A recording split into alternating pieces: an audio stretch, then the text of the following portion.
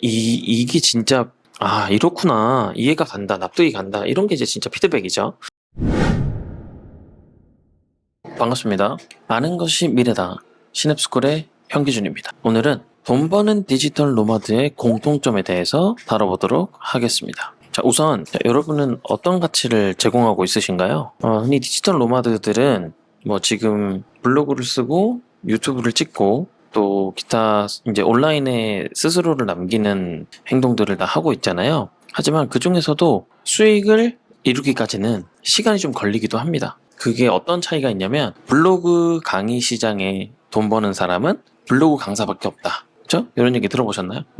모두 다 그런 건 아니겠지만 제가 이 디지털 노마드, 즉 1인 기업 시장에서 있으면서 블로그 자체만으로 수익화가 되기에는 애로가 있습니다. 시간도 걸리고요. 블로그가 나쁘다는 건 아니죠. 기록을 하는 입장에서 내 컨텐츠는 반드시 인터넷에 남아야 하고 사용자가 많은 시장에 트래픽이 발생하는 건 사실이니까요. 하지만 여기서는 수단이 아닌 개념에 의한 설명을 제가 좀 드리고 싶습니다. 그게 무엇이냐면 내가 어떤 가치를 줄 수 있는가, 내가 블로그로 어떤 가치를 줄 수 있는가. 저는 블로그를 쓰지만 그저 맹목적인 1일 1포스팅 같은 경우에 내가 제공하는 정보의 차별성이 없으면 피드백이 없는 콘텐츠가 되기 쉽습니다. 그게 무슨 말이냐면 결국 우리에게 필요한 것은 높은 수준의 문제 해결력이라는 거죠. 단순히 콘텐츠를 남기는 것보다 예를 들면 이런 거죠.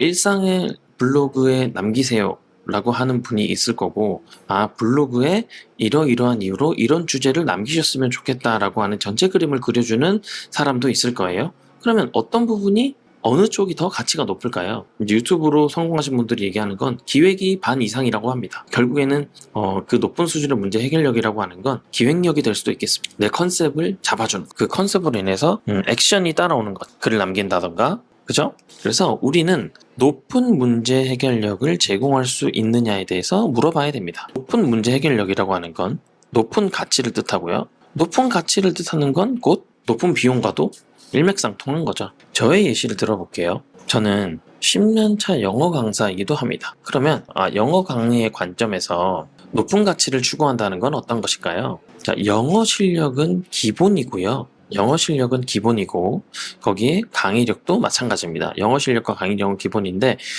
여기서 이제 차별화가 생기기 시작하는 거예요. 상담력이 좋은 선생님이다. 플러스 상담력의 운영 및 컨설팅까지 할 수 있다. 그러면 강사와 원장의 차이가 생기는 겁니다. 그죠? 돈은 누가 더 많이 벌까요? 스타 강사도 있을 수 있겠지만 제가 몸담고 있는 어학원 시장에서는 결국에 수익은 원장이 가져가게 되는 겁니다. 그죠? 그러면 이렇게 오른쪽으로 갈수록 높은 가치를 제공하게 된다는 것이죠. 그죠?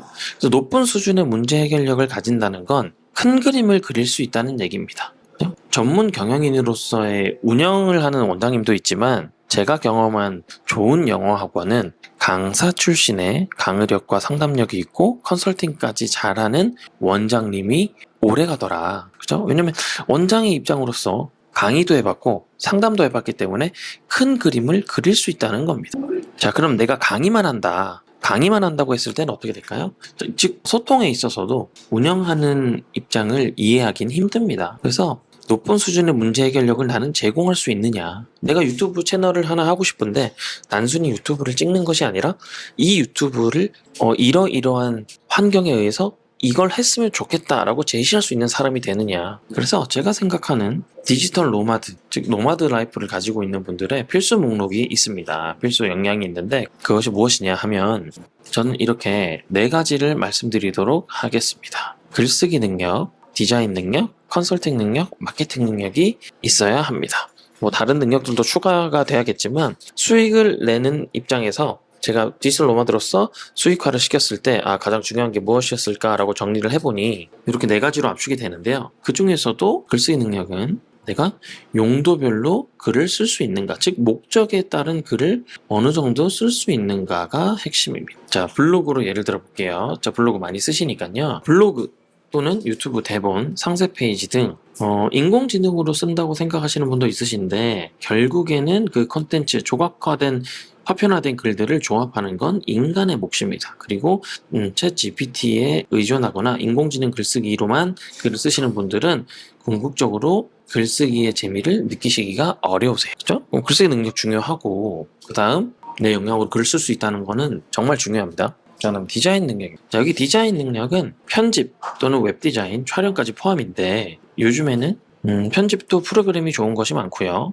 웹 디자인도 뭐 캔바 또는 망고보드 등이 있죠. 그리고 촬영도 어플들이 있으나 뭐 저도 지금 이 촬영하는 장면은 휴대폰 카메라로 촬영하고 있습니다. 자, 그다음 컨설팅 능력 중요합니다. 컨설팅 능력 중요한데 무슨 말이냐면 디지털 노마드 중에 저는 교육 분야에서 일을 하고 있는데요. 자, 그렇다고 하면 잘 가르치는 것이 좋은 것이 아니라 잘 가르치는 것은 기본이고요. 여기서 중요한 건 좋은 피드백을 줄 수 있는가가 중요합니다. 그 피드백은 이제 공감의 요소가 필수가 돼야겠죠. 그래서 좋은 피드백을 나는 얼만큼 줄 수 있는 사람인가. 피드백이라고 하는 게 이제 진짜 실력인 거죠.